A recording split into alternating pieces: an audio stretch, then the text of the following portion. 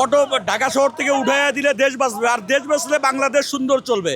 Auto auto তো দেশে কোনো সরকারের কোনো উপকার হয় না, কিছু দেয় না, ক্ষতি দেয়। এই যে 30-10 লাখ টাকার গাড়ি, এই যে 28 লাখ টাকার গাড়ি, সরকারের ট্যাক্স দিয়ে গাড়ি চালায়, তারপর মামলা খাই, ডোমা খাই, সব কিছু খাই, সার্জারি লড়ার খাই। এটি কোনো কোনো সরকার লাভ নাই। হ্যাঁ হ্যাঁ, গুতা দিয়ে নষ্ট দিয়ে কাবার লাগছে, কি হয়েছে কন লাগছে, কি হয়েছে এরকম অটো চলা সরকারের ক্ষতি। অটো আমরা চাই অটো সরকারে উঠে দেব। এই অটোর জন্য গাড়ি চালায় না, অটোওয়ালারা উল্টা পুল্টা গাড়ি চালায়, আর মনে করেন রাস্তাঘাটে ওরা ঝামেলা করে। অটো ঢাকা শহর থেকে উঠাইয়া দিলে দেশ বাঁচবে, আর দেশ বাঁচলে বাংলাদেশ সুন্দর চলবে। এই জন্য অটো বাংলাদেশ থেকে, ঢাকা শহর থেকে অটো বাইরে দেওয়ার দরকার। ওরা কিছু করলে ওরা আন্দোলন করে রাস্তায় নামে, পুলিশের উপর হামলা করে, সাংবাদিকের উপর হামলা করে, তারপরে জনগণের উপর হামলা করে। এটা উঠাই দেওয়ার দরকার। প্রধান সড়কে আসি স্যার, কি বলবো, পেটের দায় আসতে হয়, হয়তো ভিতরে গাড়ি অনেক হয়ে গেছে। এটাও একটা যদি সরকার নেয় যে এটা একটা লাইসেন্স বা যে কোনো একটা কিছু করুক, বা মানে দেশে মনে করেন 10 লাখ রিক্সা আছে, ওইখানে 5 লাখ হিসেবে এরকম লাইসেন্স সিস্টেম এটা করে দেয়, একটা রোড নির্ধারিত একটা করে দেয়। এখন পর্যন্ত তো এরকম আমাদের না, আন্দোলন হইলে ওই যে নামতে হয় পেটের দায়, কিন্তু ভাঙচুরের ভিতরে আমরা ওরকম ইসের ভিতরে ইনক্লুড না।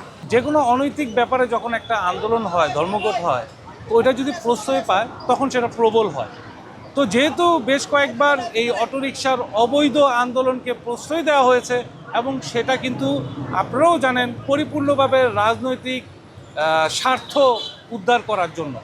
তো এখন যেহেতু আমরা একটি নতুন বাংলাদেশ পেয়েছি, যেখানে আমরা কথা বলতে পারছি, যেখানে আমাদের বাক স্বাধীনতা আছে, যেখানে আমরা আমাদের চাওয়া পাওয়াগুলো বলতে পারি, তো সেই জায়গাটা আসলে আমার মনে হয় না অবৈধ কোনো কিছু অতটা শক্তিশালী রূপ ধারণ করতে পারবে। যেহেতু বাংলাদেশে এখন আইন শৃঙ্খলা নিয়ন্ত্রণ করছে সেনাবাহিনী, এবং পুলিশও যথেষ্ট তৎপর, তারা কাজ করছে। তো আমরা যারা সাধারণ নিবন্ধিত চালক আছি, যারা আমরা প্রশাসন সবাই মিলে যদি একসাথে কাজ করি, অবশ্যই তাদেরকে এই সড়ক থেকে, মহাসড়ক থেকে বিতাড়িত করা সম্ভব। এবং এই অটোরিকশার চালকরা তারা পরবর্তীতে কি করবে সেটা আসলে তাদেরকেই সিদ্ধান্ত নিতে হবে, তারা কি করবে। বাংলাদেশে অনেক অনেক কর্ম রয়েছে। এখন আপনারা যদি গ্রাম অঞ্চলে যান, কৃষক পাওয়া যায় না, এখন কিন্তু ধান কাটার মৌসুম। আমি কৃষক পরিবারের ছেলে, আমার দাদা কৃষক ছিলেন, আমার বাবা এখনও গ্রামে গিয়ে কৃষিকাজগুলো দেখে আসেন। তো গ্রামে কিন্তু ধান কাটার শ্রমিক পাওয়া যায় না। তো বিভিন্ন পেশার মানুষজনই কিন্তু এই অবৈধভাবে আর্ন করার জন্য, উপার্জন করার জন্য কিন্তু তারা শহরে এসে এই ধরনের বিশৃঙ্খলাগুলো করছে, যার কারণে দুর্ঘটনাগুলো বাড়ছে। তো কর্ম রয়েছে, বাংলাদেশে কাজ করতে চাইলে কর্ম রয়েছে।